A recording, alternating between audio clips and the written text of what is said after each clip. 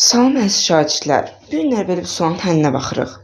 Bu sualda bizdən nə istəyir? Burada ilk birinci növbədə buradan belə keçirdirik nöqtəni. Bura 12-dirsə, yəni bilirik ki, bu hissə də 12-dir. Bura 7-dirsə, burada 7-dir. Bura isə yəni bu 19-dan 12, bura isə 5-dir. Yəni 12-dən 7 çıxırıq. Burada belə bir düzbucaqlı 3 bucaq əmələ gəldi.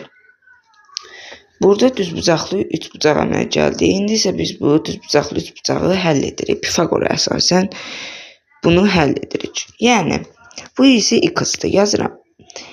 X-in kvadratı bərabərdir 5-in kvadratı 25. 12-nin də kvadratı 144-ə. X kvadrat bərabərdir 169. X isə 13-ə bərabərdir. Çox sağ olun.